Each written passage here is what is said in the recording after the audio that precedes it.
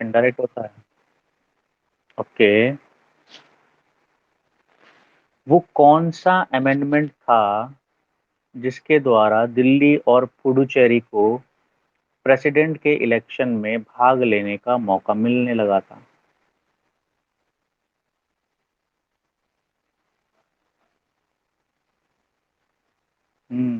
थोड़ा सा बाहर का सवाल हो गया ना। कोई नहीं।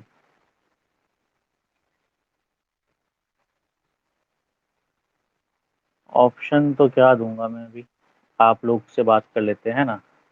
चलिए, देखो कहीं पर अपना वहाँ पर नोट्स रखिएगा, मैं एक हल्की फुल्की जानकारी दे रहा हूँ, उसके हिसाब से वहाँ पर लिख लीजिएगा। 70th अमेंडमेंट के द्वारा ये करा गया था। ठीक है। 70वें संविधान संशोधन के द्वारा दिल्ली और पुडुचेरी को भी प्रेसिडेंट के इलेक्शन में अधिकार मिल चुका था शामिल होने का।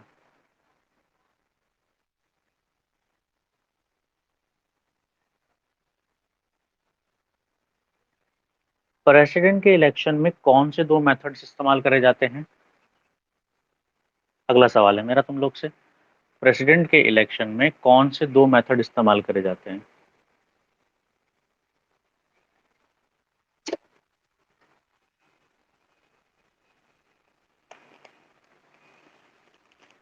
हाँ जी। प्रेसिडेंट के इलेक्शन में दो मेथड इस्तेमाल करे जाते हैं, एक तो उन्होंने अभी बोल दिया, सिंगल ट्रांसफरेबल वोट सिस्टम, है ना। दूसरा?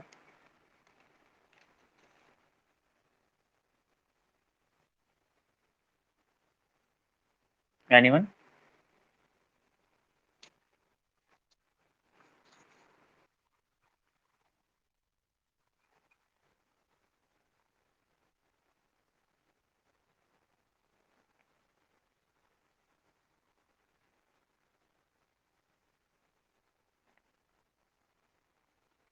लिखो। दूसरा क्या है? Proportional vote system. इनडायरेक्ट तो होता ही है, इनडायरेक्ट के अंदर क्या होता है हम उसकी बात कर रहे हैं। जब प्रेसिडेंट का इलेक्शन होता है तो दो चीजें होती हैं उसमें। सिंगल ट्रांसफरेबल वोट होता है, हमने पढ़ा था कैसे होता है। प्रोपोर्शनल वोट सिस्टम कैसे होता है वो भी हमने पढ़ा था। तीन चार जने खड़े हों तो उसका उदाहरण दिया था कि कैसे परसेंटेज वाइज डिस्ट्रीब्यूशन होता है आपका। पहले का चुनाव, दूसरे नंबर का चुनाव, तीसरे नंबर का चुनाव कैसे करा जाता है अगर प्रेसिडेंट का चुनाव करने पर आए तो। लास्ट वाली क्लास में मैंने ये बहुत अच्छे से समझाया था कि अगर एबीसीडी खड़े हो जाएं, उनको इतने परसेंट परसेंट वोट मिल जाएं, फिर दूसरे नंबर का जो व्यक्ति होगा उसके हिसाब से सेकंड चॉइस के हिसाब से वोट डिस्ट्रीब्यूशन हो जाए। तो वहाँ पर दोनों चीज़ें चल रही हैं, प्रोपोर्शनल वोट सिस्टम भी है और सिंगल ट्रांसफरेबल वोट सिस्टम भी है, दोनों चीज़ें एक साथ होती हैं, है ना। चलिए बढ़िया है। अच्छा, चलो मेरे को कुछ बातों का जवाब देना। जब पार्लियामेंट में इलेक्शन होता है तो ये बताना कौन कौन लोग प्रेसिडेंट के इलेक्शन में शामिल होते हैं। लोकसभा, राज्यसभा शामिल होती है। राज्यों के जो स्टेट लेजिस्लेचर है वो शामिल होता है।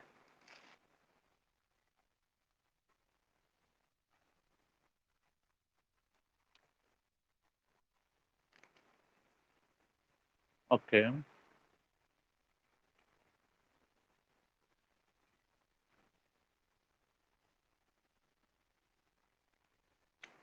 Nominated member.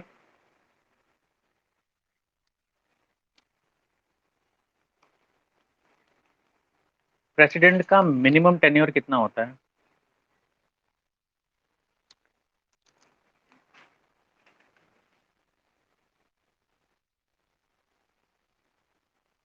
ओके।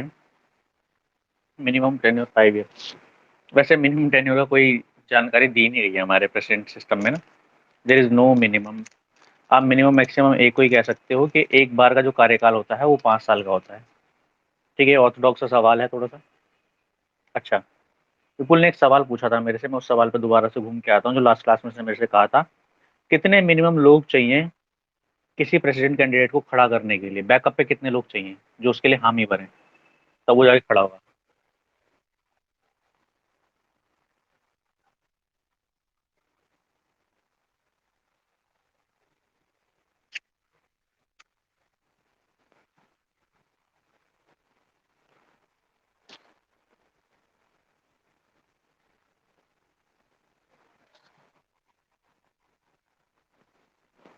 हम्म। तो आंसर क्या होना चाहिए? हम्म। देखो, 50 किस लिए चाहिए? प्रपोज करने के लिए चाहिए। फर्दर 50 किस लिए चाहिए? नॉमिनेशन पेपर के लिए चाहिए, है ना? तो 100 तो चाहिए भैया। तो आंसर 50 नहीं होगा, ना 10, ना ये। और प्रतिशत में तो बिल्कुल भी नहीं होगा, जैसे अभी संयम बता रहे थे, प्रतिशत का तो यहाँ कोई सीन ही नहीं है ना? बहुत सही पता है। मेरे ख्याल से मनु ने आंसर दिया था इसका, बहुत सही आंसर दिया था। ठीक है, अच्छी बात है। फॉर्मूला ना आए तो अच्छा है, एक बार आया था, मैंने देखा है फॉर्मूले का भी सिनेरियो। ना ही आए तो अच्छा है भैया, तुम्हारे लिए बेटर रहेगा। प्रेसिडेंट जो है अपना रेजिग्नेशन किसको देता है?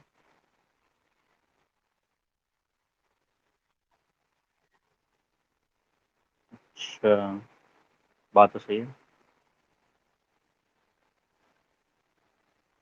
चलिए अपने चैप्टर की तरफ वापस आते हैं और कुछ प्यारी प्यारी सी बातें उसमें समझते हैं। ठीक है, उससे पहले मैं एक हल्का सा रिव्यू दे देता हूँ तुम्हें कि यार अगर हम पार्लियामेंट्री सिस्टम को समझ रहे हैं ना, राज्यसभा लोकसभा को, तो वहां पर हमें जो जितने भी लोग हैं उनसे कनेक्शन जो है प्रेसिडेंट का, वो भी साथ में थोड़ा बहुत समझना पड़ेगा। ठीक है, सिर्फ और सिर्फ 52 से आप 78 तक ये नहीं कहोगे कि प्रेसिडेंट खत्म हो गया, नहीं। प्रेसिडेंट उससे बाहर भी आपको दिखाई देगा। 111 में दिखाई देगा। 111 में कैसे दिखाई देगा? जब भैया उसको एसेंट देना होगा, यानी कि अपना बताना होगा क्या करना है इस बिल के साथ, है ना? तब भी आपका प्रेसिडेंट आएगा बीच में। जब यूनियन बजट की बात होगा, साइन करेगा। ठीक है। जब ऑर्डिनेंस की बात होगी तब 123 से आएगा प्रेसिडेंट घूम के, वहां पर 123 में दिखाई देगा। जब सुप्रीम कोर्ट को कंसल्ट करने की बात होगी तब भी प्रेसिडेंट आएगा, 143 में आएगा। सो प्रेसिडेंट की सीमा मत तय करना आप। ठीक है। हाँ, आपसे अगर पूछा जाए कि प्रेसिडेंट ऑफ इंडिया कौन से आर्टिकल में लिखा हुआ है, ठीक है, जवाब देना। ठीक है, सब लोग ट्राई करना। नहीं हो पाए जवाब तो कोई बुरी बात नहीं है ना। प्रेसिडेंट ऑफ इंडिया कौन से आर्टिकल में लिखा हुआ है? प्रेसिडेंट ऑफ इंडिया कौन से आर्टिकल में लिखा हुआ है? यानी भारत के प्रेसिडेंट के बारे में किस आर्टिकल में बताया गया है? इस आर्टिकल का नाम है आर्टिकल 52। नंबर 52 है इसका। ठीक है, प्रेसिडेंट ऑफ इंडिया किसमें कहा गया है?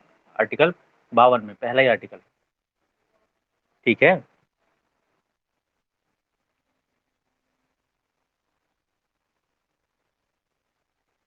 इलेक्शन ऑफ प्रेसिडेंट कौन से आर्टिकल में है?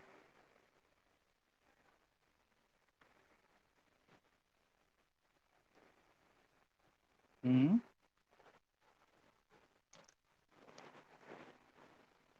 जो इलेक्शन ऑफ प्रेसिडेंट है वो आर्टिकल 54 में दिया हुआ है। ठीक है। जो इलेक्शन ऑफ प्रेसिडेंट है वो आर्टिकल 54 में दिया हुआ है। वो कितने टाइम तक रहेंगे, उनका कार्यकाल, आर्टिकल 56 में दिया हुआ है। ठीक है। प्रेसिडेंट की क्वालिफिकेशन 58 में दी हुई है। जो इससे पहले हमने पढ़ा कि प्रेसिडेंट को हटाया कैसे जाता है, इम्पीचमेंट, महाभियोग, 61 में दे रखा है। ठीक है। तो ये कुछ बेसिक बेसिक से आर्टिकल्स हैं जो आपको मिनिमम पता होने ही होने चाहिए, है ना? इसके आसपास का थोड़ा बहुत अपने संज्ञान में रखना आवश्यक है। आते हैं अगली चीज पे, वैकेंसी ऑफ प्रेसिडेंट ऑफिस। ठीक है।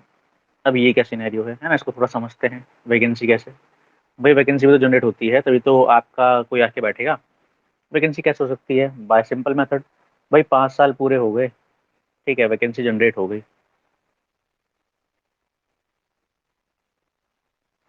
भाई रेजिग्नेशन दे दिया। रेजिग्नेशन किस किस को दे सकते हैं, बताना जरा एक बार।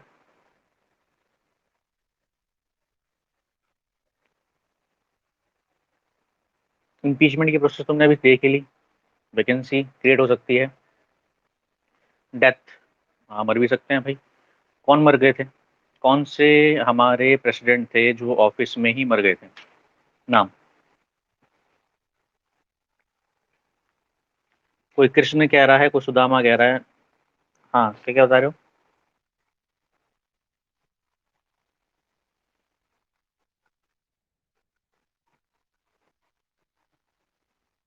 थे, एक तो हैं FA अहमद जो बाद वाले हैं, ठीक है, फरुखुद्दीन अली अहमद, ठीक है, एक तो ये थे, 74 में बने, 77 में मर गए थे, ठीक है। और पहले सबसे फर्स्ट कौन से थे? सबसे फर्स्ट जाकिर हुसैन ही थे, ठीक है, बिल्कुल सही जवाब था, क्योंकि आपको अच्छा याद है, जब बताया था ना कल परसों, अच्छा याद है आप लोग को। देखो यार, प्रेसिडेंट जो डेथ हुई थी फर्स्ट अगर पूछते तो जाकिर हुसैन आंसर होगा आपका, उसको आपने माइंड में बिठा लेना है, और इनका नाम मत लिखना उसमें। हाँ, कौन कौन मरे हैं? 2 मरे हैं, वो आपके लिए बिल्कुल सही है, उसमें कोई दिक्कत नहीं है। अगर पूछे नंबर, तो नंबर तो फाइन है कि 2 हैं अभी तक जिनकी डेथ हो गई है। दिक्कत क्या है यार, ये डेथ का सिनेरियो क्या है कि 2 मर कैसे गए, जबकि पेशेंट का तो इतना ख्याल रखा जाता है। दिक्कत ये है हमारे संविधान के केस में, या हमारे पूरे भारत में परेशानी क्या है, हमारे पूरे भारत में परेशानी है अनएम्प्लॉयमेंट की। और अनएम्प्लॉयमेंट यहाँ पे भी नजर आता है कि एम्प्लॉयमेंट दी पता है किसको जाती है? इतने बुजुर्ग आदमी को, इतने बुजुर्ग आदमी को, इतने बुजुर्ग आदमी को कि वो बुजुर्ग आदमी बस अपने कमरे से दूसरे कमरे तक चला जाए तो उसमें भी बस गजब ही हो जाए। प्रेसिडेंट बनाया जाता है 75, 80, 85, 90 साल के लोगों को बना रहे हैं भाई साहब। दिक्कत यही है ना, इतने एजेड लोगों को अगर आप प्रेसिडेंट नियुक्त कर रहे हो तो थोड़ा सा केयरफुल रहो। मैं ये नहीं कह रहा हूँ कि जो बूढ़े लोग होते हैं वो अच्छा काम नहीं कर सकते, मेरा यहाँ पे कहीं से कहीं तक कहना इस बात में है ही नहीं। बट आप नोटिस करो हमारे इंडियन सिस्टम में जितने भी नेता बड़े बड़े पदों पे, जितने भी लोग बड़े बड़े पदों पे दिखाई देंगे, सब ओल्ड वाले हैं। वो लोग जवान खून को मौका ही नहीं देते, ऊपर ही नहीं आने देते, तभी तो दिखाई नहीं दे रहे। अगर मौका मिलेगा तो बहुत तेजी से आपको देखने के लिए मिलेगा कि वो लोग काम करेंगे, उनका नाम हो जाएगा बहुत कम एज में, ठीक है। उदाहरण आपके सबके सामने है, योगी आदित्यनाथ की एज बहुत ज्यादा नहीं है, ठीक है, उनको एक बार मौका मिला, सोचो अब जाके इतनी लेट मौका दिया गया उनको। 5 बार ऑलरेडी जब बंदा राज्यसभा का मेंबर रह चुका है, सॉरी 4 बार, शायद 5वीं बार अब थे, तब उनको यूपी का वहां पे बनाया गया है, कैपेबिलिटी है। अब वह मौका नहीं मिलता क्योंकि बड़े बड़े पदों पे बूढ़े लोग बैठे रहते हैं और छोड़ते ही नहीं, किसी और को मौका देते ही नहीं है। इनएफिशिएंसी केस में कह रहा हूँ मैं, एफिशिएंसी केस में नहीं कह रहा हूँ मैं। इनएफिशिएंसी यानी जब आदमी काम करने की क्षमता में उतना नहीं है तब भी अपनी जगह छोड़ने को वो नहीं है, क्योंकि पावर हर किसी को पसंद है।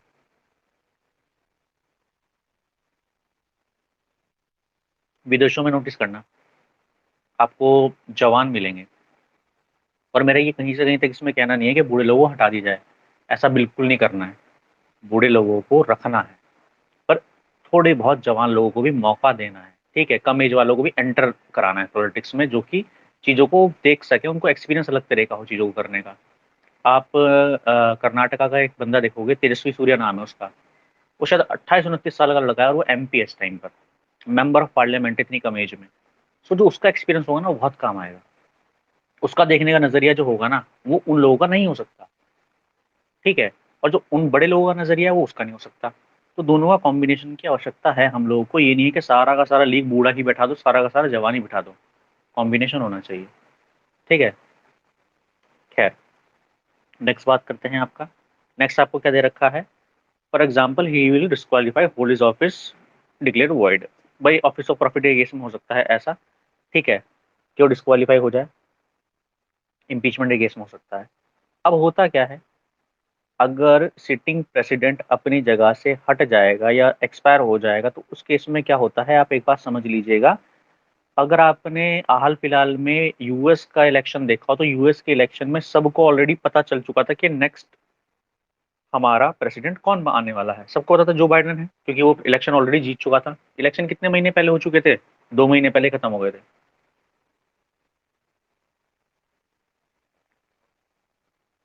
नोटिस करी थी चीज, जो इलेक्शन थे वो कितने टाइम पहले खत्म हो गए?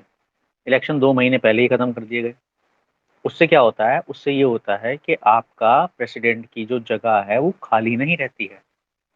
इसको कहते हैं कि वैकेंसी नहीं रहनी चाहिए प्रेसिडेंट ऑफिस में बिल्कुल भी, क्योंकि हर चीज की लास्ट में परमिशन हमें प्रेसिडेंट से ही लेनी पड़ती है, बिकॉज वो हर चीज के एक तरीके से उनके नाम पे चलता है, विद द नेम ऑफ, जैसे पुराने टाइम पे चलता था ना, आपका यूके में चलता था with the name of the king, ठीक है, राजा के नाम पर हम ये करेंगे, राजा के नाम पर हम ये करेंगे, तो भारत में वो राजा है एक तरीके से, उनको एक राजा की पदवी दी हुई है, सबसे हाईएस्ट डेजिग्नेशन दे रखी है कि उनके नाम पर सब कुछ होता है, कि प्रेसिडेंट के नाम पर हम करेंगे, प्रेसिडेंट के नाम पर हम करेंगे। तो ये सिनेरियो रहता है। ठीक है, तो इसीलिए आपका उनका थोड़ा सा ध्यान रखना जरूरी है। अब होता क्या है, प्रेसिडेंट का इलेक्शन हमने पहले क्यों करा लिया, ताकि जैसे ही उनका टेन्योर खत्म हो, अगले वाले चुने जा चुके हैं तुरंत से जाकर आपका ऑफिस संभाल लें।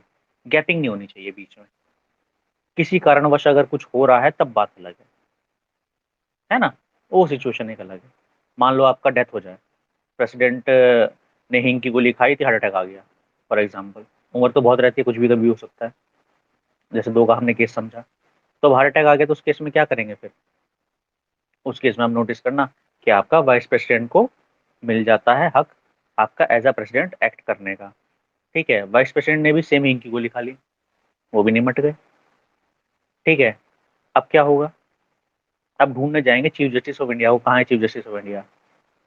ठीक है, चीफ जस्टिस ऑफ इंडिया का पेट खराब हुआ, उसने भी हींग की गोली खा ली, वही वाली, वो भी निमट गया। ठीक है, अब कौन बचा भैया, प्रेसिडेंट मर गया, वाइस प्रेसिडेंट मर गया, चीफ जस्टिस ऑफ इंडिया मर गया। अब ढूंढने जाएंगे आपका सुप्रीम कोर्ट के सीनियर मोस्ट जज को। अब वो प्रेसिडेंट की तरह एक्ट करेगा, सारी पावर, सारी इम्यूनिटी, सारे अलाउंसेस, सारे प्रिविलेजेस रन करेगा जो प्रेसिडेंट को मिलते हैं। सो ये है कि ऑफिस जो है उसकी वैकेंसी, मतलब वैकेंट नहीं रहना चाहिए प्रेसिडेंट का, क्योंकि सारा देश का जो काम है वो लास्ट में इजाजत लेने वहीं जाता है, साइन वहीं होती है ना मेनली। ये वाली बात क्लियर है वैकेंसी वाली, कि वैकेंसी कैसे फुलफिल रहती है हमेशा। अगली बात पे चले, चलिए अब बात करते हैं पावर के बारे में, उनकी पावर और फंक्शन। बहुत सारी पावर्स हैं, जितने भी एग्जीक्यूटिव पावर हैं सारा का सारा प्रेसिडेंट के पास ही है, अगर आप वैसे देखो तो, मतलब जो कहा गया है। ठीक है, देखो यहाँ पर वो पॉइंट भी आ जाएगा। सबसे पहले एग्जीक्यूटिव पावर के बारे में ही बात कर लेते हैं जल्दी जल्दी से। देखो, जो मैं कह भी रहा था, all executive action of the government formally taken in his name, उनके नाम पे ही सारे काम होते हैं। ठीक है, प्रेसिडेंट ही लास्ट में साइन करते हैं तभी वो कानून बनता है। ठीक है, सो इसीलिए सारी जो पावर है गवर्नमेंट की, यूनियन की, उससे छोटे ऑफिसर्स की, सब के सब उनके नाम पे चल रहे होते हैं।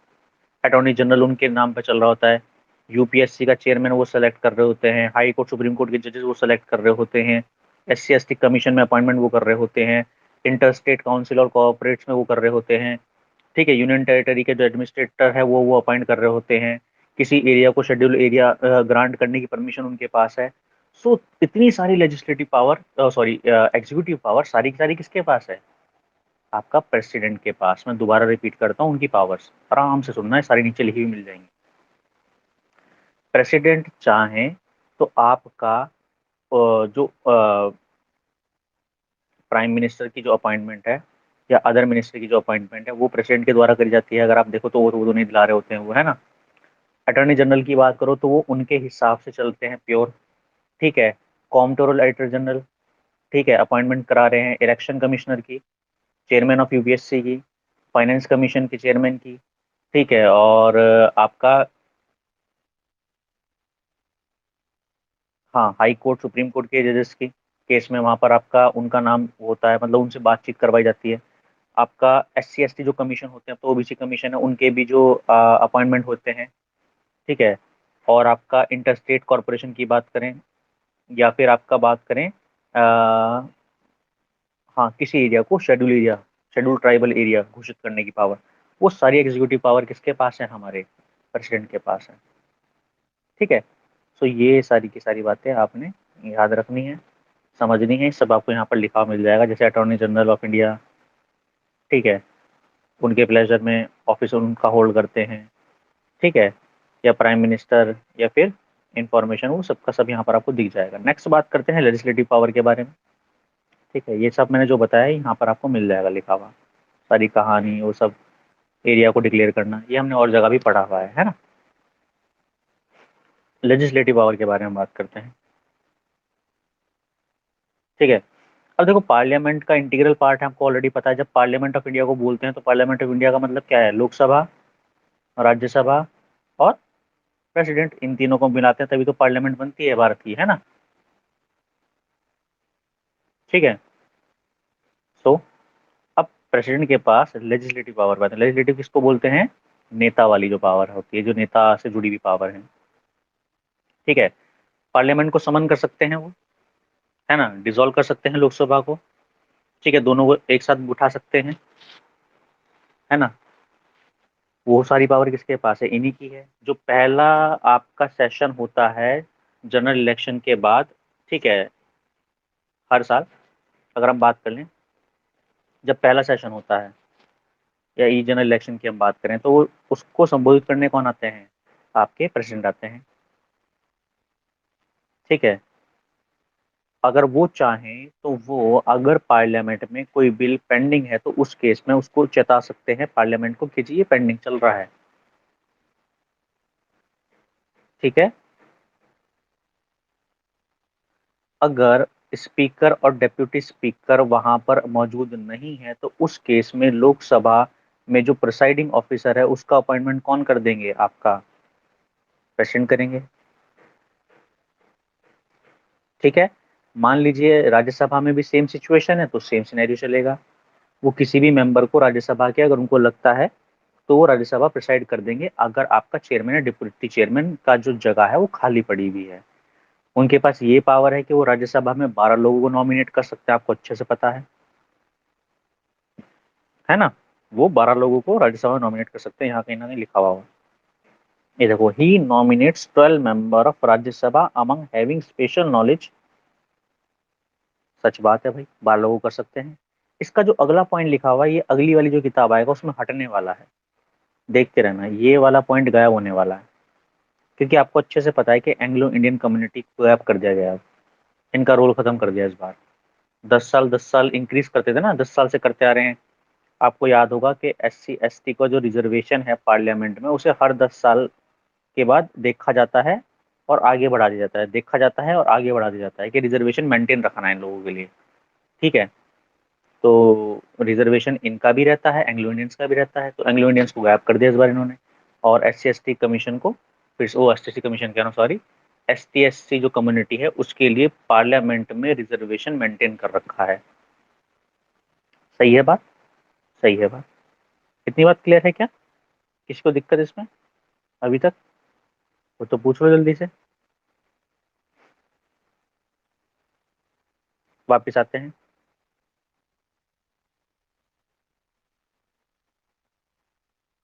अब देखो, ये जितनी भी पावर्स हैं, बिल से जुड़ी हुई जो पावर्स हैं, वो तो हम अलग से भी बात करने ही वाले हैं। प्रेसिडेंट के पास क्या होती है? अगर मान लीजिए कोई बिल है, सेंड करा गया है आपका प्रेसिडेंट को, ठीक है, पार्लियामेंट के बाद, तो उस बिल पर क्या है आपका, पार्लियामेंट चाहे तो उस बिल पे हाँ कर सकते हैं कि जी हाँ जी, बिल जो आपने भेजा है ये बिल सही है। पार्लियामेंट को अगर भेजा गया बिल उनको नहीं सही लग रहा है तो उसको होल्ड कर सकते हैं। और अगर उनको लगता है कि इस बिल को दोबारा से आपका कंसिडरेशन में लेने की जरूरत है या इस पे आपका कुछ कार्रवाई होने की आवश्यकता है, तो उसे दोबारा वापस भेज सकते हैं कि जिसमें बदलाव करके तब वापस ले आओ मेरे पास, तब मैं इस पे साइन कर दूंगा। ठीक है।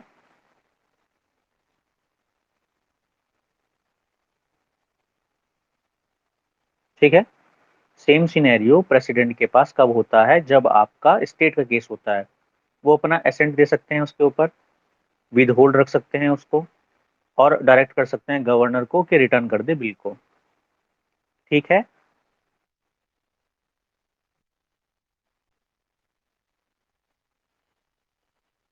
वो और क्या कर सकते हैं? जो कॉम्प्ट्रोलर ऑडिटर जनरल ने रिपोर्ट तैयार करी है, यानी CAG रिपोर्ट तैयार करते हैं ना, कितना खर्चा हुआ, कैसे खर्चा हुआ, क्या खर्चा हुआ, जो UPSC ने रिपोर्ट बनाई है, फाइनेंस कमीशन ने रिपोर्ट बनाई है, तो उसको आपका पार्लियामेंट के सामने रखते हैं कि जी ये हालत है, इस पे ध्यान दिया जाए। ठीक है। अगर प्रेसिडेंट चाहें तो Andaman Nicobar, Lakshadweep, Dadar and Nagar Haveli, Daman and Diu, ठीक है, क्या कर सकते हैं उसके केस में? वहां पर पीस, प्रोग्रेस और गुड गवर्नेंस के लिए वहां पर रेगुलेशन बना सकते हैं। ठीक है। चलिए, तभी एडमिनिस्ट्रेटर आता है वहां पर। नेक्स्ट बात करते हैं फाइनेंशियल पावर के बारे में। ये तो सारी कहानी ऊपर आपका लिखी हुई आपको मिली जाएगी, है ना। ये जो भी मैंने आपको ये सारी कहानी सुनाई है ना, कि बिल वापस कर सकते हैं, बिल दे सकते हैं, ये सारी कहानी यहाँ पर लिखी हुई मिल जाएगी आपको बुक में। और आपका कि ये दादर एंड नागर हवेली का केस या दमन एंड दीव का केस क्या होता है ना, लद्दाख का केस क्या होता है, उसके केस में भी आपकी रहेगी, है ना। वापस आते हैं फाइनेंशियल पावर के बारे में बात करते हैं, पैसे के बारे में। ठीक है। अब फाइनेंशियल पावर के बारे में बात करें, जब मनी बिल इंट्रोड्यूस होता है पार्लियामेंट में, तो उनकी रिकमेंडेशन पे होता है, पहले उनसे रिकमेंडेशन ली जाती है। ठीक है। सेम आपका एनुअल फाइनेंशियल बजट के केस में होता है, जो यूनियन बजट आपका होता है, जिसको क्या बोलते हैं, यूनियन बजट कोई टर्म है नहीं ना, इसलिए एनुअल फाइनेंशियल स्टेटमेंट बोला जाता है। एनुअल फाइनेंशियल स्टेटमेंट हमारे कॉन्स्टिट्यूशन में लिखा हुआ है, एनुअल फाइनेंशियल स्टेटमेंट लिखा हुआ है, यूनियन बजट नहीं लिखा हुआ है। ठीक है, तो इसलिए आप एनुअल फाइनेंशियल स्टेटमेंट याद रखिएगा, हम बजट की ही बात कर रहे हैं। ठीक है। तो पार्लियामेंट में ले जाने से पहले उनको दिखा जाता है। ठीक है। जब तक वो आपका हाँ ना करें, तब तक आपका ग्रांट नहीं दी जा सकती। ठीक है, मदद नहीं दी जा सकती, आप कह सकते हो। ठीक है। एक्सेप्शन भी हैं उसके, लेकिन एक अलग बात है वो। ठीक है। एक्सपेंडिचर का दिखाना उनको ज़रूरी है कि हो क्या रहा है। ठीक है, क्योंकि फाइनेंस जो कमीशन है उसका गठन भी आपको याद होगा, रिकमेंडेशन से ही चल रहा है उनके। और यार ये सब कहने की बातें हैं, ये सब कुछ जो है एक्चुअल में अगर आप बात करोगे तो सारी की सारी ये सब चीज़ें कौन संभाल रहा होता है, आपका प्राइम मिनिस्टर देख रहा होता है सब कुछ। नाम है इनका, बट प्राइम मिनिस्टर ही देख रहा होता है। जुडिशियल पावर के बारे में बात कर लेते हैं। जुडिशियल पावर से मुझे याद आया, मैंने आपको अभी थोड़ी देर पहले एक आर्टिकल के बारे में बताया था, वो जुडिशियल पावर से ही जुड़ता हुआ आर्टिकल था। ठीक है। और जुडिशरी से ही आपका टच होते हुए आर्टिकल थे, आपको याद होगा शायद। ठीक है, मैं याद दिलाता हूँ अगर याद नहीं है तो। एक मैंने बताया था कि जो प्राइम मिनिस्टर प्रेसिडेंट है वो कंसल्ट कर सकता है सुप्रीम कोर्ट से, कौन से आर्टिकल के थ्रू, आर्टिकल 143 के थ्रू। जो प्रेसिडेंट है वो नया का नया एक पूरा रूल बना सकता है, यानी कि एक एक्ट तैयार कर सकता है 123 के अंदर, कि पूरा एक नया एक्ट ही बना दिया भाई साहब बंदे ने, मतलब कानून ही खड़ा कर दिया एक नया। कर सकता है, हाँ बिल्कुल कर सकता है, 123 के अगेंस्ट कर सकता है। ठीक है। और क्या कर सकते हैं। ठीक है, तो ये कुछ पावर हैं जो जुडिशियल से जुड़ी हुई हैं, उनकी बहुत तगड़ी उनके पास। ठीक है। अब आ जाते हैं वापस से, दोबारा बात करते हैं इसके बारे में जो चल रहा है हमारा। तो जुडिशियल पावर में अगर हम बात करें, जो चीफ जस्टिस है या अदर जजेस हैं या हाई कोर्ट के जजेस हैं, उनके अपॉइंटमेंट कौन कर रहा है, अभी थोड़ी देर पहले भी बताया था, प्रेसिडेंट कर रहे हैं। ठीक है। इसको इस वाले में रखिएगा, जो मैंने वहां पर बताया था वहां पर मत रखिएगा इसको। ठीक है, जुडिशियल पावर में ही इस पॉइंट को रखिएगा, कौन से वाले पॉइंट को, ये वाले को, अपॉइंटमेंट वाले को, है ना। मैंने शुरुआत में वहां पर, आपको याद होगा जब इनके हमने एग्जीक्यूटिव पावर की बात करी थी, वहां पर ये वाला पॉइंट बोला था, तो उसको यहाँ ऐड करिएगा, वहां मत ऐड करिएगा जब भी आप अपने नोट्स बनाएं। ठीक है, वहां पर उनको ही रहने दीजिएगा जिन जिनके मैंने नाम लिए हैं। ठीक है, सीएजी वगैरह के। ठीक है। अभी थोड़ी देर पहले मैंने आपको बताया वो चाहे तो एडवाइस ले सकता है सुप्रीम कोर्ट से, अगर उसके सामने कोई सवाल आता है। ठीक है। और सुप्रीम कोर्ट जो राय देगा वो तो प्रेसिडेंट के ऊपर आप बाइंडिंग कर ही नहीं सकते, प्रेसिडेंट प्रेसिडेंट है। ठीक है, बाइंडिंग हर केस में चलेगा नहीं उसके ऊपर, कुछ केसेस हैं जब बाइंडिंग होता है। कोई सा किसी को केस याद है कि प्रेसिडेंट के ऊपर कब बाइंडिंग हो जाती है सिचुएशंस, एनीवन, बाइंडिंग कब हो जाता है, मतलब प्रेसिडेंट को मानना पड़ेगा, हाँ करना पड़ेगा, वो कब होता है। एग्जैक्टली, बिल्कुल सही जवाब है, बिल्कुल 100% सही जवाब है ये। अगर आप संविधान में बदलाव कर रहे हो और आपका सारी के सारे लोकसभा राज्यसभा ने उस पर दो तिहाई लोगों ने बहुमत देके कह दिया हाँ होगा बदलाव ऐसा ही होगा, तब प्रेसिडेंट उसे विदहोल्ड नहीं कर सकता, तब वो अपना पॉकेट वीटो भी इस्तेमाल नहीं कर सकता, तब वो उसे सस्पेंशन भी नहीं कर सकता, वो मानना उसकी मजबूरी बन जाएगी वहां पर। ठीक है। वो भाई साहब को उसे मानना ही पड़ेगा, वो फंस जाते हैं वहां पर उस केस में। ठीक है, बिल्कुल सही जवाब है, बहुत अच्छी बात है, अच्छा याद है आपको। चलिए नेक्स्ट बात करते हैं आपका। अब यहाँ सिचुएशन कैसी है, जुडिशियल पावर की हमारे पास बात हो गई। अब प्रेसिडेंट के पास और कौन सी ताकत है ऐसी जो औरों से बिल्कुल अलग है, वो ताकत है आपका पार्डन करने की। देखो नीचे लिखी हुई है, हमने बहुत अच्छे से पढ़ा है, आपको याद होगा जब हम करंट अफेयर पढ़ रहे थे तो हमने ये सब पढ़े हैं। पार्डन, रिप्राइव, रेस्पाइट, रेमिशन, सस्पेंशन, यानी कि जब किसी व्यक्ति को सजा दे दे कोई कोर्ट, ठीक है, तो उसके बाद वो प्रेसिडेंट से गुहार लगा सकता है कि जी मेरी सजा को थोड़ा कम कर दिया जाए, मैं बहुत अच्छे से रहूंगा, सब कुछ करूंगा, ये करूंगा, फलाना करूंगा, ढिमकाना करूंगा, वो चिट्ठी पत्री बहुत लंबी लिख के देते हैं। और हर साल प्रेसिडेंट कुछ ना कुछ लोगों की माफ भी करते हैं, जिनका उन्हें लगता है कि हाँ माफ करने की जरूरत है। जैसे एक केस गया था, बहुत मासूम सा केस था, एक महिला ने बस अपने घर के 8 लोगों को जान से मार दिया था, कुल्हाड़ी से काट दिया था, ज्यादा कुछ नहीं करा था। तो वो कह रही थी मेरा बच्चा है, 12-13 साल का हो गया अब तो, ठीक है, मैं जेल में तब से बंद हूँ और मुझे मौत की सजा दे रहे हैं लोग, क्योंकि 8 लोगों को तो मारा है सिर्फ, अपने परिवार के 8 लोगों को मार दिया अपने आशिक के साथ मिलकर।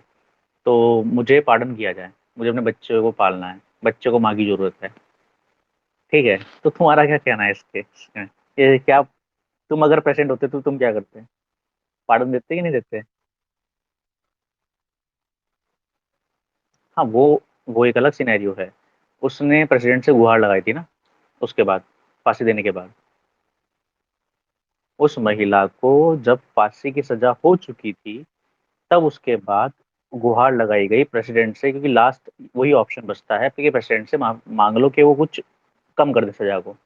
ठीक है, तो फिर वो मुहिम चलाई गई कि बच्चा है, बच्चा है, बच्चा है, उसका छोटा बच्चा है, भाई 12-15 साल से भी तो कहीं और पढ़ रहा है ना बच्चा। तो अगर तुम लोग, मैं तुमसे पूछ रहा हूँ इंडिविजुअली, कि एक महिला ने अपने घर के 7-8 लोगों को, या जितने 6-8 जितने भी लोग थे, पूरे परिवार को अपने आशिक के साथ मिलकर चाय में जहर दे के सबको मार दिया, उसके बाद उन्हें कुल्हाड़ी से काट डाला। ठीक है, अब कोर्ट उन्हें फांसी की सजा दे रही है, और तुम प्रेसिडेंट हो, तो तुम क्या करोगे? अपना अपना सजेशन देना, सब अपना अपना, हमारी क्या है उस पर राय, अपनी अपनी। और ये कंसिडरेशन में लेना उसका 12 साल का लड़का है।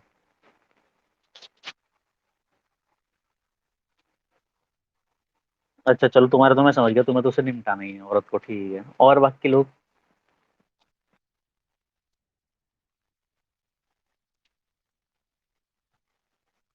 अरे बच्चा तो अब तो 12 साल हो गए, 10-12 साल हो गए उसको, मतलब वो काम करे हुए ना। चलो ठीक है, अच्छा तो तुम्हारा क्या कहना है, मतलब उसे फांसी दे दी जाए, ये कहना है? अच्छा,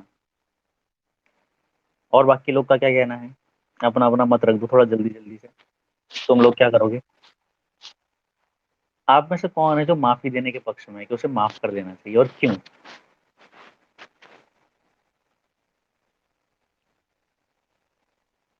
ओके, कुछ दिनों बाद ना मैं आप लोग को थोड़ा बहुत एथिक्स का जरूर बताया करूंगा, ये सिनेरियो ना।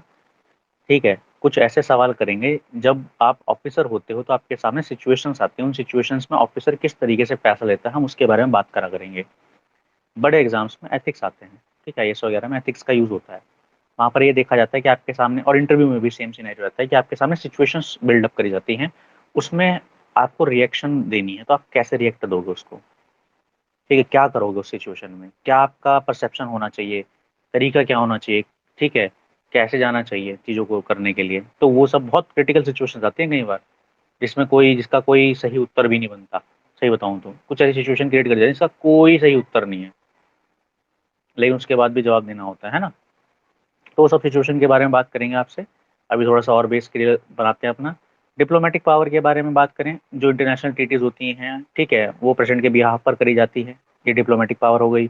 मिलिट्री पावर का सिनेरियो ये है कि भैया चाहे आर्मी हो, नेवी हो, एयरफोर्स हो, सबसे ऊपर, इन सब के ऊपर एक्चुअल में कौन है आपका, इन सब के ऊपर आपके प्रेसिडेंट साहब होते हैं।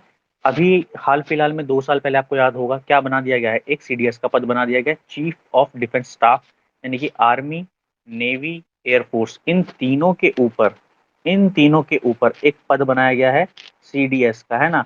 और इनके भी ऊपर कौन है, इनके ऊपर है प्रेसिडेंट। ठीक है, समझ रहे हो इतनी बात? ठीक है, वॉर डिक्लेयर कर सकते हैं प्रेसिडेंट, मना नहीं करा कि वॉर डिक्लेयर नहीं कर सकते भैया, लेकिन अप्रूवल लेना पड़ेगा पार्लियामेंट से, ऐसे ही नहीं कि वॉर डिक्लेयर कर दी किसी और के ऊपर, देश के ऊपर, है ना। तो इसलिए वहां पर भी आपका प्राइम मिनिस्टर का आपको रोल देखने के लिए मिलेगा। ठीक है, चलिए एक नेक्स्ट सिनेरियो समझते हैं। इमरजेंसी पावर ऑलरेडी आपने बहुत अच्छे से देखी, ठीक है, कि नेशनल इमरजेंसी केस में इनके पास कैसी कैसी पावर्स आ जाती हैं, है ना। 352 आपने समझा, 356 समझा, 365 समझा, आर्टिकल 360 समझा, ये सब मैंने आपको करा दिया ऑलरेडी, तो इसके बारे में बात करेंगे नहीं। अब आते हैं वीटो पावर के बारे में, कि प्रेसिडेंट की वीटो पावर कैसी होती है। वीटो पावर का मतलब क्या है? वीटो का मतलब होता है जब आपके पास सिंगल हैंडेडली कोई ऐसी पावर है जिससे आप बदलाव कर दोगे बड़े स्तर पर, कि मैंने कह दिया तो ये होगा, आप उसे ऐसे समझना वीटो को, ठीक है। मान लो कोई बिल है, आपका पास कर लिया पार्लियामेंट में, वो एक्ट कब बनेगा, जब प्रेसिडेंट उस पर अपनी हामी भरेंगे कि हाँ ये बात सही है, तो उनकी मोहर लग जाएगी। मोहर लगते ही वो क्या बन जाएगा, वो एक्ट बन जाएगा, रूल बन जाएगा, वो आपका एक तरीके से चलित रूप में मान लिया जाएगा उसे सबके द्वारा, क्योंकि प्रेसिडेंट ने हाँ कह दिया लास्ट में, तो इसलिए मान लिया गया है ना। अब उसके पास इस केस में क्या क्या होता है, अगर उसके पास बिल जाए तो वो क्या क्या कर सकता है, वो चाहे तो उस बिल पे अपनी हामी भर सकता है, वो चाहे तो उसे होल्ड रख सकता है, वो चाहे तो उसे रिटर्न कर सकता है कंसिडरेशन के लिए कि सही करके भेज दो मेरे को, ठीक है। सो अलग अलग केसेस में अलग अलग आपके वीटो आते हैं। वीटो कौन कौन से तरह के होते हैं, वीटो इनके पास, अगर हम वीटो ओवरऑल बात करें, पूरी दुनिया में वीटो की बात करें, वीटो चार तरह के होते हैं। कितने तरह के होते हैं, चार तरह के वीटो होते हैं। एब्सोल्यूट, देखो यहाँ कहीं नीचे मिलना चाहिए रे। वीटो कितने तरह के होते हैं, चार। एब्सोल्यूट, क्वालिफाइड, सस्पेंसिव और पॉकेट वीटो, हम सब के बारे में बात करेंगे डिटेल में, ठीक है। एब्सोल्यूट वीटो क्या होता है, किसी बिल को होल्ड करके रख लेना, अपने पास रख लिया, विदहोल्ड कर लिया बिल को, ठीक है, नहीं आगे बढ़ा रहे हैं बिल को, नहीं आगे उस पर हामी भर रहे हैं, तो उसके बारे में बात करूँ कौन से केस में ऐसा कर सकते हैं। क्वालिफाइड वीटो इंडिया में नहीं है, पहली बात तो ये इंडिया का पार्ट नहीं है क्वालिफाइड वीटो, ये यूएसए का पार्ट है, यूएसए की उसमें आता है क्वालिफाइड वीटो, ठीक है, ठीक है। सो इसको भी छोड़ देंगे हम, क्योंकि हमारे उसका पार्ट नहीं है। बस आपसे ये सवाल आ सकता है क्वालिफाइड वीटो किस पॉलिटिकल सिस्टम का पार्ट है, किस देश में इस्तेमाल करा जाता है, तो आप यूएस से याद रखिएगा। सस्पेंसिव वीटो हमारे यहाँ है, पॉकेट वीटो हमारे यहाँ। तो सबसे पहले हम एब्सोल्यूट की बात करते हैं कि ये है क्या और इनका काम क्या है, कैसे इस्तेमाल करे जाते हैं, ठीक है। चलिए, तो एब्सोल्यूट वीटो की बात करते हैं।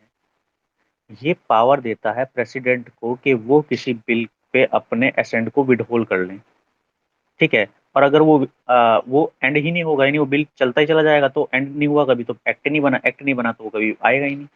फॉर एग्जाम्पल, उदाहरण के लिए मान लीजिए किसी प्राइवेट मेंबर ने आपका कोई बिल आपका शुरू करा, इनिशिएट करा पार्लियामेंट में, ठीक है, जो कि पार्लियामेंट का मेंबर नहीं है, तो उस केस में वो चाहे तो एब्सोल्यूट वीटो का इस्तेमाल कर सकते हैं कि आपने विदहोल्ड कर लिया, आप फैसला नहीं दे रहे उस पर, ठीक है। दूसरा इंपॉर्टेंट केस जो एक बार हुआ भी है एब्सोल्यूट वीटो का, वो होता है, मान लीजिए जो अभी रनिंग आपकी पार्लियामेंट है, वो चलते चलते क्या हो गई, वो चलते चलते भाई साहब आपकी खत्म हो रही है, और उससे पहले कोई बिल उनके पास गया था, उससे पहले कोई बिल उनके पास गया था, तो नई कैबिनेट जो है, जो प्रेसिडेंट है उसने मतलब उस पर अपना असेंट नहीं दिया, और नई कैबिनेट आपकी आ गई, और उसने एडवाइस कर दिया प्रेसिडेंट को कि इस पे अपनी असेंट मत दो, ठीक है। मैं दोबारा पूरी सिनेरियो को जनरेट कराता हूँ आपके सामने। देखो, हो क्या रहा है कि पुराने वाली जो आपकी पार्टी थी, वो पार्टी की सरकार, आपका टर्म उनका एंड हो गया, जाने से पहले उन्होंने कोई ना कोई बिल आपका कहाँ भेजा था, प्रेसिडेंट के पास भेजा था, उनके असेंट लेने के लिए, उनकी हामी लेने के लिए, ठीक है। कैबिनेट रिजाइन कर गई या कैबिनेट हट गई वहां से, एक तरीके से समझ लो, ठीक है। बिल कहाँ पर है आपका, प्रेसिडेंट के पास है, अभी तक हानि भरा है, लेकिन उन्होंने उससे अलावा क्या आ गया, दूसरी कैबिनेट आ गई, वहां पर उन्होंने उन्हें एडवाइस कर दिया कि जिस पे हाँ मत करना, ठीक है। तो वो कैसा रहेगा, वो लटका हुआ रहेगा, तो ये प्रेसिडेंट के पास पावर है, ठीक है। अगर आप बात करो प्रेसिडेंट के पास है, तो कैबिनेट की पावर है, कहने की बात है, प्रेसिडेंट की पावर है। ऐसा एक बार हुआ है वैसे, ठीक है। खैर, उसको भी छोड़ते हैं, कब हुआ है वो इम्पोर्टेंट नहीं है। President veto of state legislature है, स्टेट लेजिस्लेचर का कैसे आ गया सीधा ही, बाकी कहाँ गया। अब ठीक है। नेक्स्ट है हमारा सस्पेंसिव वीटो। सस्पेंसिव वीटो कौन सा होता है, सस्पेंसिव वीटो का मतलब है कि भैया जो तुमने हमारे पास ये भेजा है ना बिल, इस पे हम साइन नहीं करेंगे, आप इसे एक बार पहले देखिए कि है क्या, ठीक है। लेकिन प्रेसिडेंट के पास गया, प्रेसिडेंट ने वापस भेजा, और पार्लियामेंट ने फिर उसे भेज दिया प्रेसिडेंट के पास, चाहे वो अमेंड करें चाहे वो उसे अमेंड ना करें, जैसा था वैसा का वैसा ही आपका भेज दें, तो प्रेसिडेंट उस केस में बाध्य हो जाते हैं कि हाँ उन्हें उस पर अब तो साइन करना ही पड़ेगा, ठीक है, ठीक है। नेक्स्ट। अब ये सस्पेंसिव वीटो का जो केस है या ये जो सब है, अब ये कहाँ पर नहीं लगता है? जब मनी बिल की बात होती है तो आप याद रखिएगा ये सब चीजों में चेंजेस अलग तरीके से होंगे। जब किसकी बात होगी? हमेशा मनी बिल की बात होगी। तो दिमाग में बैठा के रखना, जब पैसे का कोई बिल आ रहा होगा ना, ठीक है, उस केस में प्रेसिडेंट के पास सस्पेंसिव वीटो नहीं होता है। ठीक है, वो रिटर्न नहीं कर सकते उस केस में। समझ रहे हो बात को? प्रेसिडेंट रिटर्न नहीं कर सकते किस केस में? मनी बिल के केस में सस्पेंसिव वीटो का इस्तेमाल नहीं कर सकते। Is that clear? चलिए, क्योंकि ये पूछा था किस केस में नहीं कर सकते। अब आता है पॉकेट वीटो।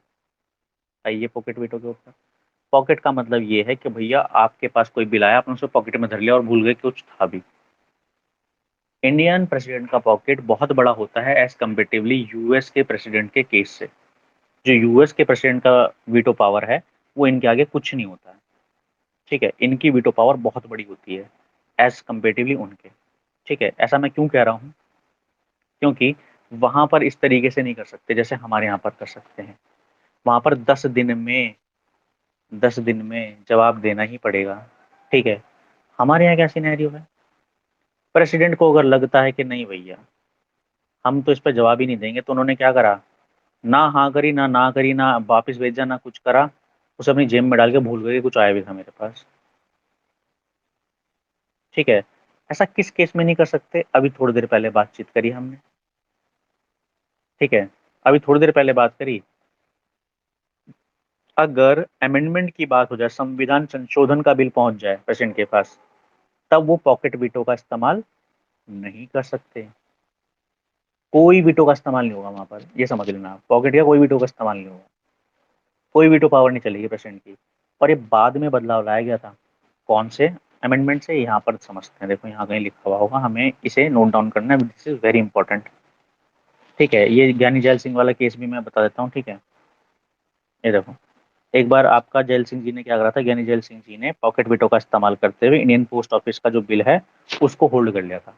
पॉकेट विटो का इस्तेमाल करा। अगर पूछ लें पॉकेट विटो का इस्तेमाल किसने कर रखा है, कौन से पेशेंट ने करा है?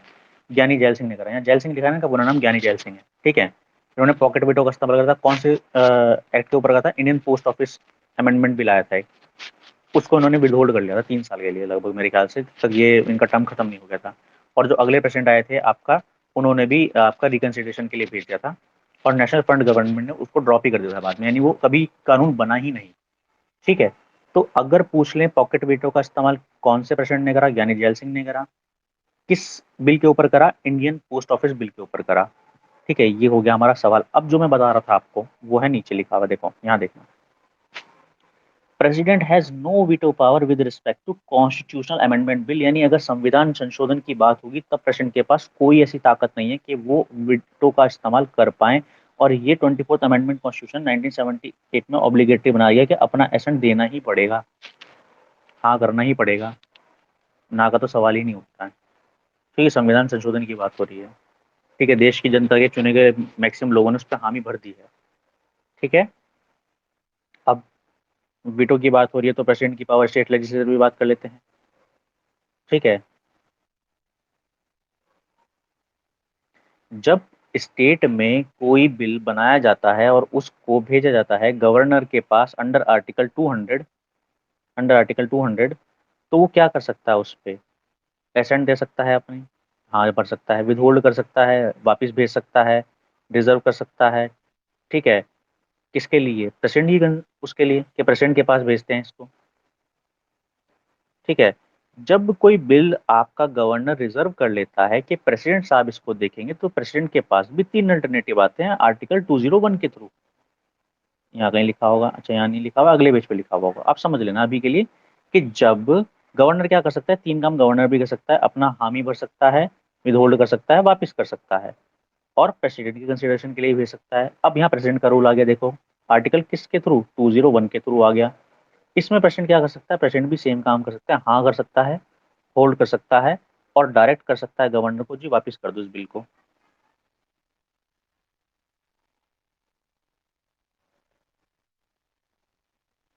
अब ये बात ध्यान से समझ लेना, यहाँ पर अंतर आता है प्रेसिडेंट की पावर का। कैसे अंतर आता है? आपको याद होगा मैंने थोड़ी देर पहले आपको बताया, अगर प्रेसिडेंट ने बिल को राज्यसभा या लोकसभा ने दोबारा से भेज दिया प्रेसिडेंट के पास, तो वहां मजबूरी हो जाती है प्रेसिडेंट की उस बिल पर हाँ करना। याद है ना? ठीक है, रिकंसिडरेशन वाला याद है ना? तो अगर बिल मनी बिल नहीं है तो प्रेसिडेंट क्या कर सकते हैं? प्रेसिडेंट बाउंड नहीं है उस केस में अपनी असेंट देने के लिए। ठीक है, तो स्टेट के पास ये पावर नहीं है कि वो आपका प्रेसिडेंट के वीटो को ओवरराइड कर दें, जबकि पार्लियामेंट के पास ये वाला केस है। पार्लियामेंट क्या कर सकता है? सस्पेंसिव वीटो का इस्तेमाल करा, पार्लियामेंट के किसी बिल के ऊपर प्रेसिडेंट ने वापस भेज दिया उसको, प्रेसिडेंट ने फिर से वापस भेज दिया, ओ पार्लियामेंट ने फिर से वापस भेज दिया प्रेसिडेंट के पास, अब प्रेसिडेंट मजबूर हो गया हाँ करने के लिए। स्टेट के केस में ऐसा नहीं है, मनी बिल ना हो उन्होंने भेजा, प्रेसिडेंट ने वापस कर दिया, या प्रेसिडेंट ने एक तरीके से वापस भेज दिया, और स्टेट लेजिस्लेचर ने क्या करा, उसमें कोई बदलाव नहीं करा, फिर से प्रेसिडेंट के पास भेज दिया, पहुंच गया वो, तो उनका उनके ऊपर बाउंड नहीं कर सकते आप उस चीज़ को, मतलब जबरदस्ती नहीं कर सकते उनके साथ। समझ रहे हो ना? तो ये वाली बात बड़ी इंपॉर्टेंट है। ठीक है, देखो यहाँ लिखा होगा, president is not bound to give his assent to the bill. ठीक है, तो प्रेसिडेंट स्टेट लेजिस्लेचर ओवरराइड नहीं कर सकता प्रेसिडेंट के वीटो को। This is the important point here. ठीक है, एक काम हमेशा कर लिया करो, जब भी किसी लाइन को या किसी चीज़ को मैं कभी भी आपका इम्पोर्टेंट बताऊं, या तो स्क्रीनशॉट खींच लिया करो, वैसे तो रिकॉर्डिंग तो लेक्चर की रहती है, और मैं इसलिए यूट्यूब पे भी डाल देता हूँ, मान लो यहाँ से हट जाए तो वहाँ पे मिल जाएगी, है ना? चलिए, नेक्स्ट बात करते हैं ऑर्डिनेंस मेकिंग पावर के बारे में प्रेसिडेंट की। ठीक है, अब ऑर्डिनेंस मेकिंग का मतलब क्या है? कानून ही बना दे रहे हैं भाई साहब। क्या बना दे रहे हैं? कानून बना दे रहे हैं। कौन? हमारे प्रेसिडेंट साहब। कानून तो बना सकते हैं, नहीं बना सकते हैं? बिल्कुल बना सकते हैं। तो अपन लोग का ये चैप्टर बस खत्म होने वाला है, हमने को दो चीजें पढ़नी है। एक तो इनका ऑर्डिनेंस बनाने की क्षमता, कि ये ऑर्डिनेंस कैसे बना सकते हैं। ऑर्डिनेंस का मतलब क्या होता है? मान लीजिए पार्लियामेंट अभी आपका कार्यकाल में नहीं है, तो उस केस में क्या हो जाएगा आपका, ये भाई साहब क्या कर देंगे आपका, आर्टिकल 123 का इस्तेमाल करते हुए आपका एक कागज जारी कर देंगे, और वो कागज ही कैसे काम करेगा? कानून बन जाएगा वो, अपने आप में वही कानून की तरह काम करेगा वो, क्योंकि सारी पावर किसमें निहित हो गई उस टाइम पे? प्रेसिडेंट के अंदर हो गई। तो ऑर्डिनेंस मेकिंग पावर प्रेसिडेंट की बड़ी कमाल की है, और एक्चुअल में इसको मैं मान सकता हूँ कि ये है पावर भाई साहब जिसका इस्तेमाल काफी हुआ है। ठीक है, या किया गया है। ठीक है, तो ये this one is important, ordinance making power, एक ये हमें पढ़ना है। और इसके बाद जो इम्पोर्टेंट नेक्स्ट है हमारे पास, वो है आपका पार्डनिंग पावर ऑफ प्रेसिडेंट, के पार्डनिंग कैसे की जाती है। ये मैंने पहले भी पढ़ा है, करंट अफेयर में मुझे याद है। ठीक है, तो ये दो चीजें हमको करनी है और हमारा चैप्टर यहाँ खत्म हो जाएगा। नेक्स्ट चैप्टर हमारे पास कौन सा आता है? वाइस प्रेसिडेंट का आता है। वो ऑलमोस्ट इनसे मिलता जुलता सा है, बहुत ज्यादा नहीं है उसमें, पर जो इंपॉर्टेंट बातें हैं वो मैं आपको वहां पर बता दूंगा। ठीक है, थोड़ा बहुत तेज हो जाएगा, बिकॉज जिसने प्रेसिडेंट पढ़ लिया है ना, वाइस प्रेसिडेंट में बहुत सारी बातें मिलती जुलती हैं, तो वो कल कल में जहाँ तक है खत्म हो जाएगा ये तीनों चीजें। यानी कौन कौन सी? पार्डनिंग पावर भी, ऑर्डिनेंस मेकिंग भी, और वाइस प्रेसिडेंट भी। तो हमारा 18 चैप्टर तक कल जहाँ तक है पूरा हो जाएगा। ठीक है, फिर प्राइम मिनिस्टर पर चलेंगे जहाँ से असली में शुरू होती है आपका कॉम्प्लिकेशंस, है ना? चलिए ठीक है, बस अभी इतना ही करते हैं इसमें, है ना?